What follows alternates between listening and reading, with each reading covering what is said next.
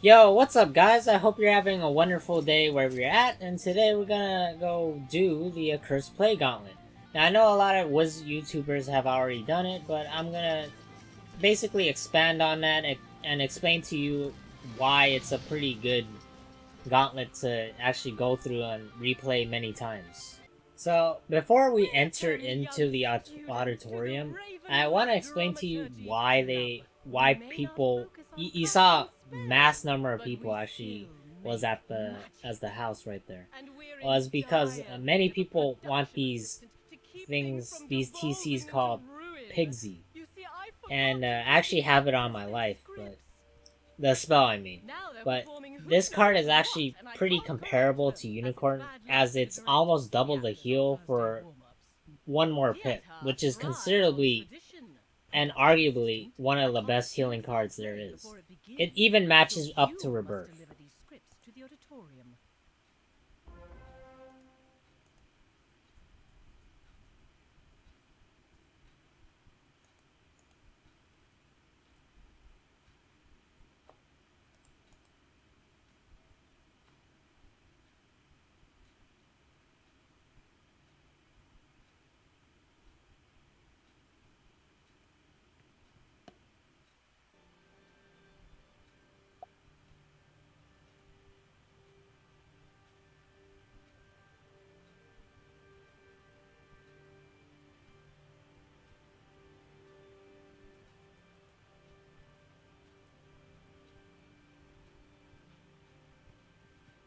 A horse, my kingdom! For a horse. Hey, I mean, nay, because I'm a horse. You call that acting? I didn't believe for a moment that you're a real horse. I'm certainly not trading my kingdom for you. Hey, you need to relax. We're just having fun here. It's not like we even know what play we're doing yet. Drama is not about fun! Wait, you back there. You have so many papers. Are those proper scripts? Hurry, bring them to the stage. Quickly, hand those scripts to me. Finally, now at least we'll know what play we are to perform. Looks like we're doing The Tragedy of McD... Whoa! You can't say that title out loud. It's bad luck. You have to call it The Albion Play. Why? Remember what Miss Tyler said? Phantoms will emerge. Okay, guys, so another main attraction to this would be the dramaturgy scrolls, the music scrolls, I mean. And there's different varieties of these music scrolls that where the music is actually playing in the Accursed Play Gauntlet. That music you're hearing is actually transferred over into the music scrolls. And you can actually get it from any fight in the Accursed Play Gauntlet, I believe. I do understand there's quite a bit of dialogue that goes on in the Accursed Play Gauntlet, but it's not too bad.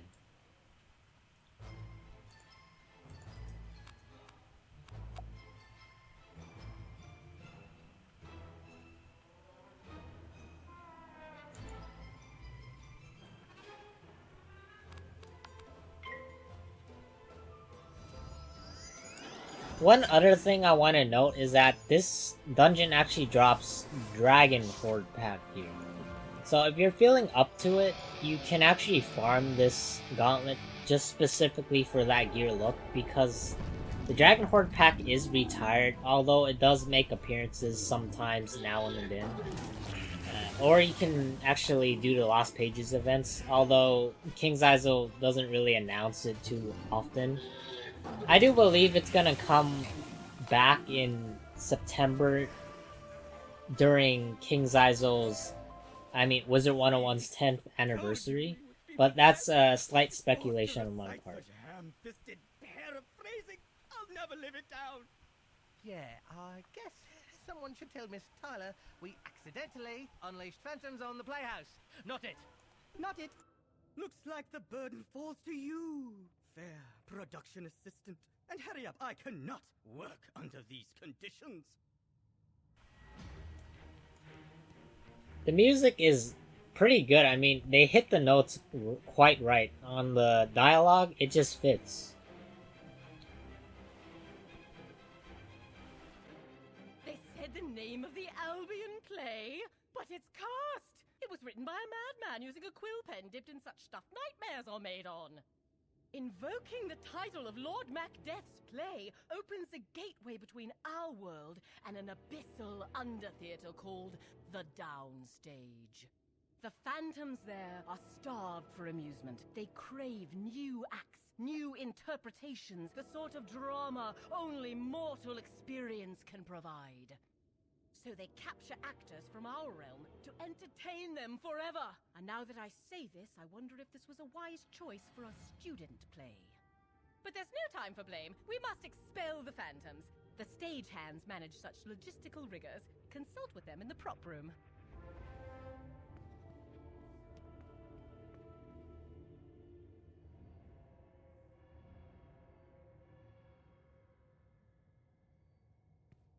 You think to stop us?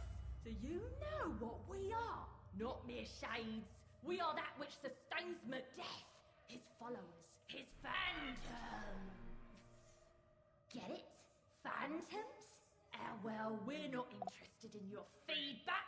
We just want you to perform in darkness, in despair, for us, forever. You know, whatever face decoration they're putting on, I kind of want that. Look at those spiral glasses. Who won't want those? So in this room, you'll see that there's quite a bit of furniture that King's Isle didn't necessarily actually make into furniture for us to put in our homes. And I'm actually going to put quite a few of them on screen right now. The first one is going to be a paper mache gobbler, or I like to believe it's a paper mache gobbler. The next one is going to be a vanity mirror and the vanity desk, as well as the clothing hanger with the... yeah, it's a clothing hanger. And the last one would be the rocking chair, which is interactive probably. Well, that was a doozy. Tricky things, those phantoms. Only way to get rid of them is to break their fascination with the Albion play. That means defeating Lord Macbeth himself. Really embarrass him. Upstage him on his own turf in the Downstage. Of course, you don't want to go to the Downstage, full of bored ghosts and cursed spirits, that is. Yeah, you don't want to go down there. Oh, you do want to go down there? Well then, you'll need to find Macbeth's portal. It's invisible though. You'll need a ghost light to see it. Got a ghost light right here. Just the thing for rooting out theatre spectres.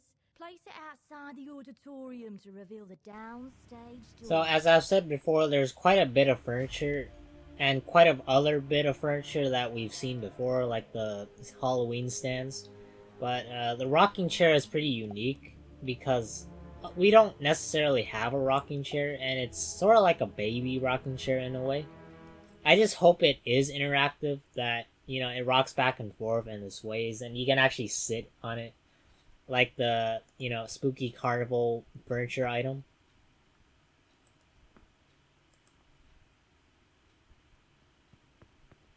Oh my goodness gracious, is that a ghost light? Of course! Golly me, what a terrifying door! Ah, that's the gateway to the downstage, is it? Quickly, production assistant, go round to that... No, I'm not gonna lie, I would want this as a furniture item, so I can creep people out. Place it in my death house.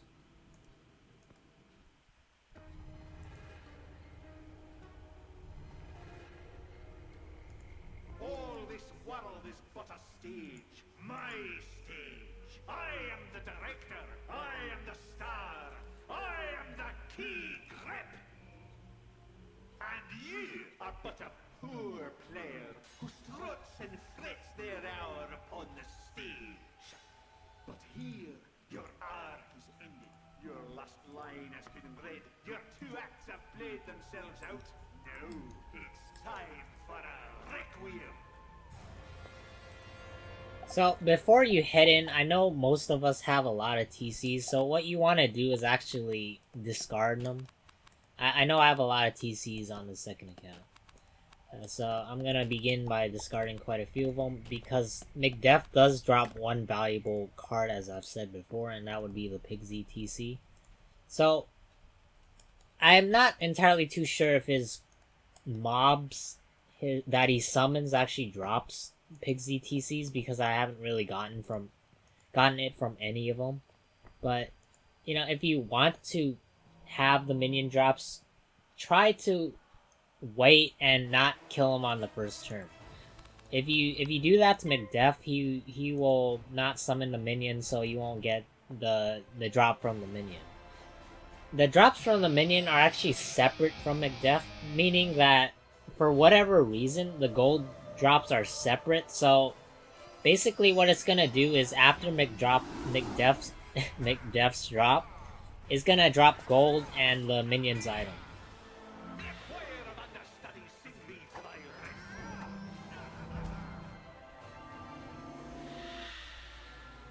So as you can see here, he summoned the minion, and if you don't like the minion's drops, you can actually just defeat McDef on the first turn if you're a fairly high level, as I am right now. I'm about level 125, rocking 100 crit.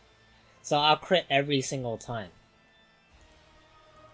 But if you don't have that option, I guess you have to stick with the minions drop also. The minion drops are basically just regular.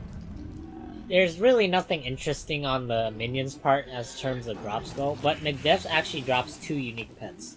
The Skeletal Gladiator and the Crimson Spectre.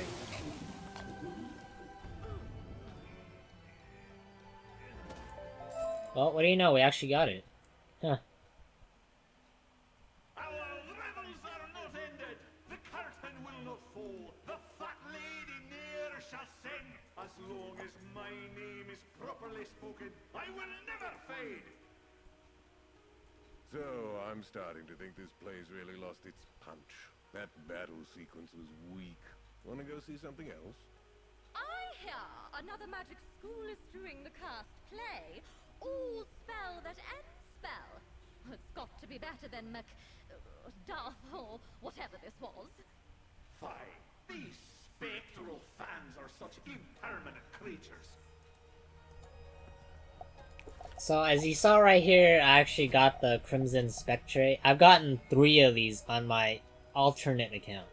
And quite honestly, I don't really think they should release the Pet Derby pet with a Warlord certain rank for the public just to have, because it is hard to obtain. I know it's hard to obtain for some people, and you can get it through hatching, but you have to understand that it's pretty difficult for some people to work that hard and have it all go to waste. Not just spending all those arena tickets just for this pet. And it's pretty, you can basically equip it. You don't need to be a certain pet warlord just to wear it. So, you know, here it is. Yeah, it's pretty unique. Sort of. And the other pet, which is the Skeletal Gladiator, I will show it up on screen, and I will link down a description of all the items that are recorded on the wiki page for you to, you know, look at.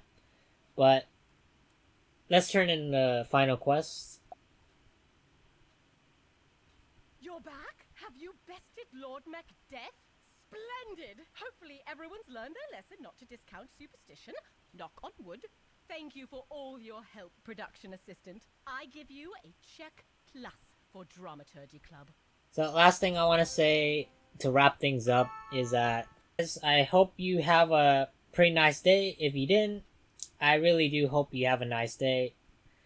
Another thing I want to mention, and I don't want to prolong this even more than it should be. It's like about a 17-minute video already, but thank you all for 25 subscribers. I wouldn't have done it without you hitting this little milestone. I know it's not a whole lot for some people, but it means a lot to me. And from the bottom of my heart, thank you all. And until then, take care and peace.